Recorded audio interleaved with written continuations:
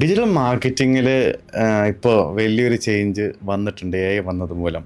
അപ്പോൾ അതിനെ നമുക്ക് രണ്ട് തരത്തിൽ പറയാം. Like native A I inside, ഇപ്പോൾ മെറ്റ ആഡ്സ് ഒക്കെ ആണെങ്കിൽ മെറ്റ ആഡ്സിൻ്റെ ഉള്ളിൽ വന്നേക്കുന്ന മെറ്റ കൊണ്ടുവന്നേക്കുന്ന എ ഐ റെവല്യൂഷൻ ഒന്ന്.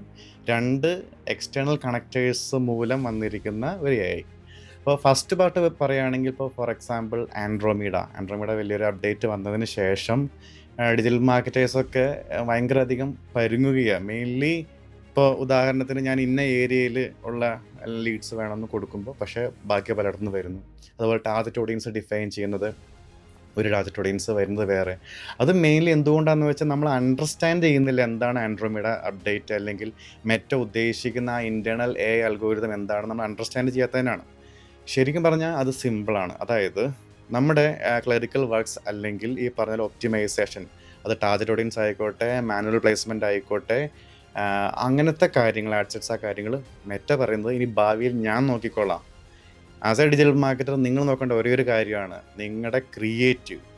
അതായത് കഴിഞ്ഞ മെറ്റ എ സമ്മിറ്റിൽ മെറ്റയുടെ വി പി പറഞ്ഞതും സെയിം. അതായത് ഡിജിറ്റൽ മാർക്കറ്റിംഗ് മെറ്റ ആഡ്സിൽ മോർ ഓവർ ക്രിയേറ്റീവ് മാർക്കറ്റിംഗ് ആയിക്കൊണ്ടിരിക്കുകയാണ്. അപ്പോൾ അതായത് നിങ്ങളുടെ ക്രിയേറ്റീവ് എന്താണെന്ന് മനസ്സിലാക്കി അതിനനുസരിച്ച് ടാർഗറ്റ് ഓഡിയൻസ് നിശ്ചയിക്കുന്നതും ഇനി ഭാവിയിൽ പ്ലേസ്മെൻറ്റ്സ് എല്ലാം നിശ്ചയിക്കുന്നതും മെറ്റ ആയിരിക്കും.